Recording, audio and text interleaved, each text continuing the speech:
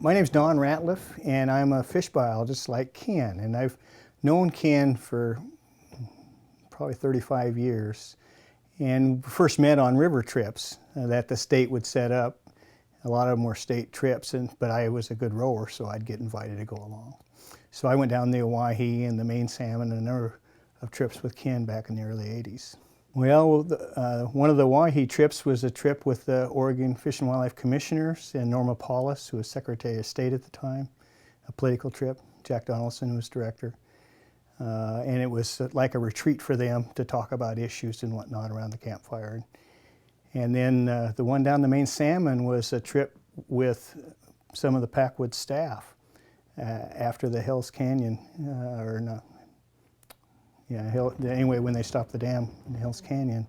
And it was people Ken had known, and then several of us rode for that too. And I've actually got a Ken story from that trip. Ken had a raft that he only had a couple of years then and was real proud of it.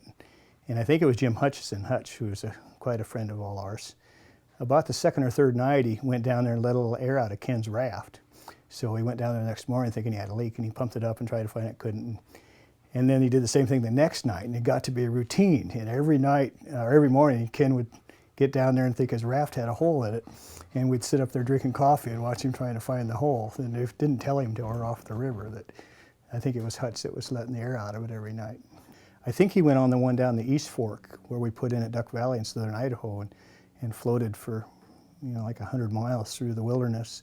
That was in the early 80s when there was so much water. Remember, Malheur Lake was flooding and whatnot, and we were able to do that. And nobody had been on that river for months, and it was just an amazing trip.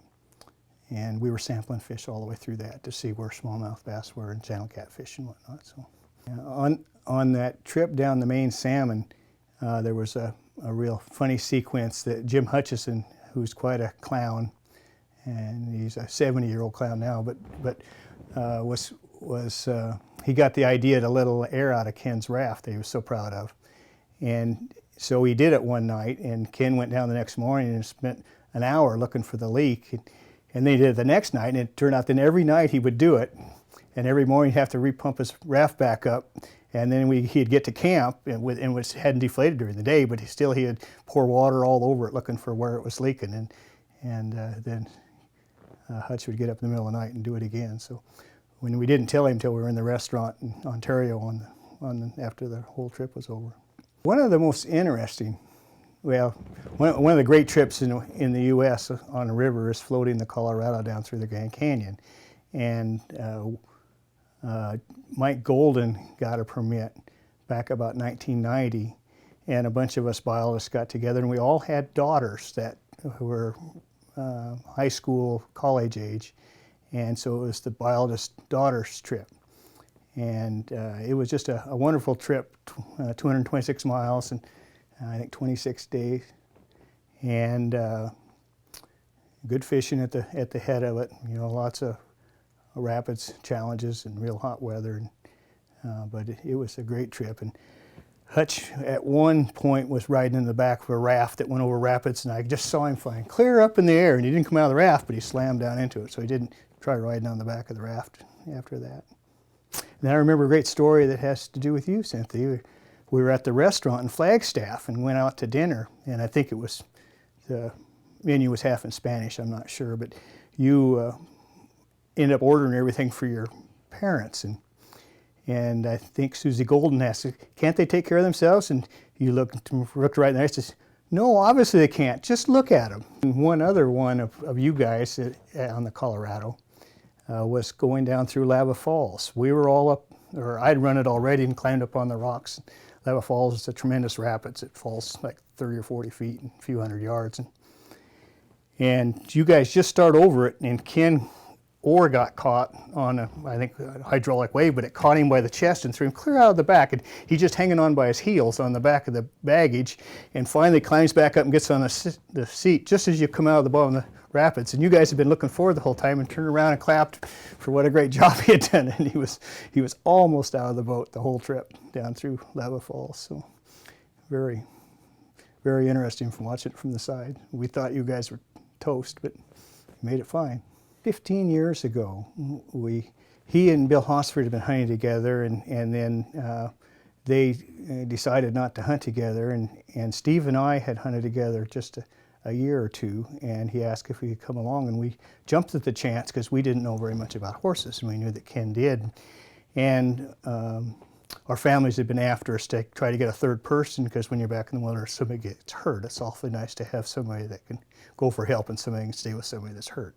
And these are pretty hazardous trips. So, and I remember those first years, we were going up into the Clearwater country in Idaho and staying on this landing on Isabella Creek and packing in and out. But we had a camp down there, and Ken had a mule named Hillary. He had just gotten a year or two before, but Hillary, just a wonderful mule, and was so good that he never tied her up. She just wandered around the landing there. But Ken, being the kind of guy he is, he would put on his pretty pajamas every night at bedtime.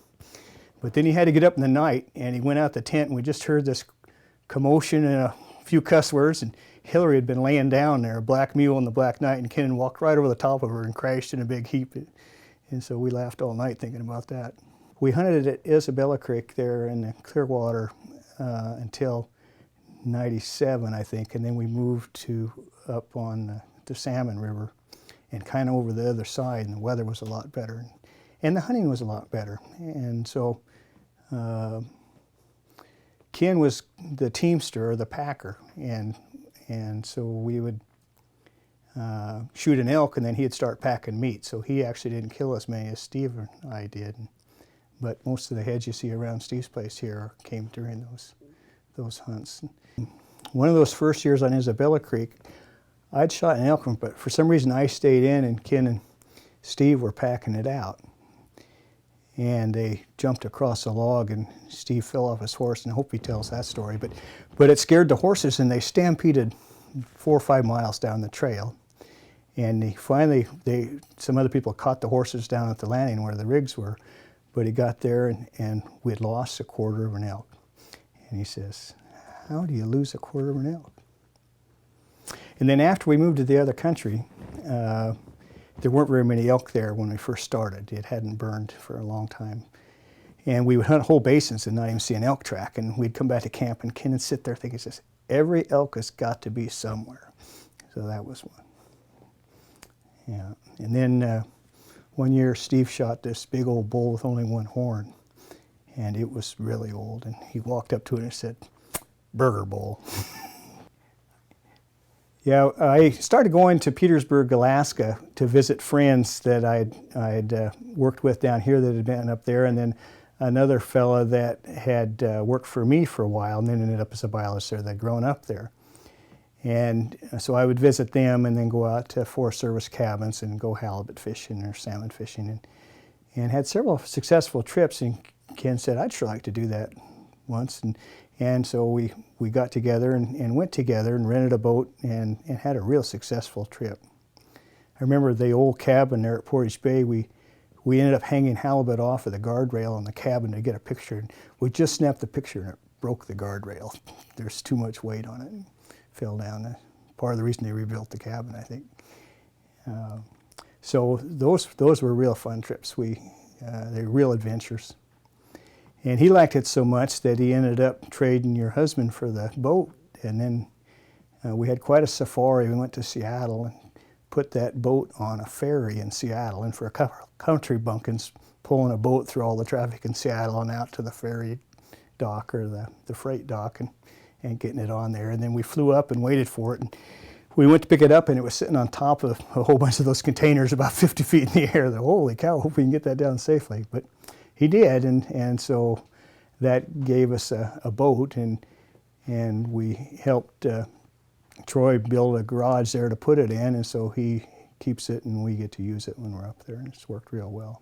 And we had quite an adventure one time. We went around to see my cabin site, or my property, around at Beecher Pass to the south, and got stranded when the tide went out, and that didn't impress your mom very much at all.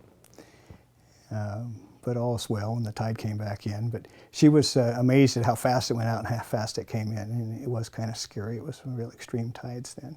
So our one summer trip to go build trail after the fire there on the Clearwater, and packed in and camped in the meadow, and Carolyn stayed there in red while we would go up and build trail and come back all black, and she'd cook for us, and that was quite fun. And then Marty, my wife, and her and Ken and I went about 4 years ago, and that was actually quite a testament to their marriage, because Ken had bought this great big tent. We ended up calling it the circus tent, and it had an aluminum frame, and all the parts weren't marked correctly. And it was like a big jigsaw puzzle in the middle of the wilderness trying to get this tent up. And I went to cutting firewood because I couldn't help. I didn't even have a concept of how it went together, but they finally got it up. It was quite interesting. I most appreciate that they're really fun to be with, and they do so many different things. They go different places. They're not sedentary at all.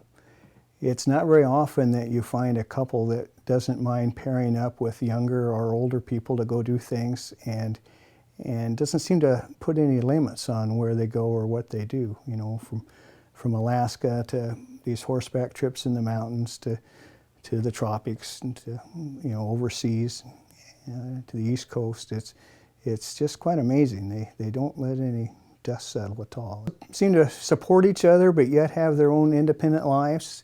They're both characters, and they both have interests that the other one doesn't, and it doesn't seem to bother them. In fact, they support each other in those interests, and you know, I think it's a real healthy thing that they've both lived full professional lives and have all these outside interests and outdoor interests that they pursue. And you know, like Ken helping Carolyn with her driving now, or teaming, and she providing support for him heading to Alaska with you guys, or now with me. So it's quite pleasing to see that. One of Ken's favorite drinks is rum and Coke, and he likes Captain Morgan, and so we always have some.